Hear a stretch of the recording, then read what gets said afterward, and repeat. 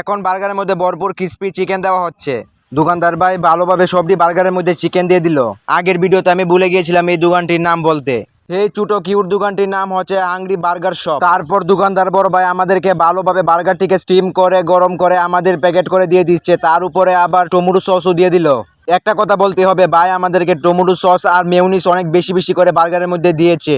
তারপর আমি বার্গারের সাথে একটি মজু নিয়ে নিলাম, কারণ মজু ঠান্ডা ছাড়া খাওয়ান চলবেই না। মজু ঠান্ডা আর বার্গার কেনার পর এখন আমি গাড়ির জন্য অপেক্ষা করতেছি। তারপর বলতে না বলতে চলে আসলাম শিবনা ব্রিজ। বাড়িতে আসার পর সব বার্গারগুলো একে একে প্যাকেট থেকে খোলা শুরু করে দিল। বার্গারটি দেখতে অনেক সুন্দর লাগতেছে। আমার বন্ধুদের কথা হচ্ছে সুন্দর দিয়ে কি করব, খাওয়া দাওয়া কথা। তারপর তারা বলতে না বলতে যার যারটা বার্গার নিয়ে নিল।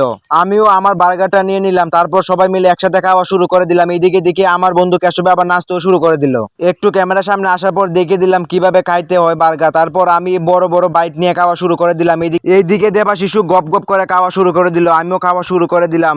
কথায় আছে না, ছোট মরিচে জাল বেশি। আসলে আজকে বার্গারটা ছোট হলে কি হবে, খাইতে অনেক ভালোই লাগলো। বার্গারটার মধ্যে এত মেয়োনিজ আর সস দিয়েছে যে আমরা খাইতে খাইতে হাত দিয়ে বায়ে বায়ে পড়তেছিল।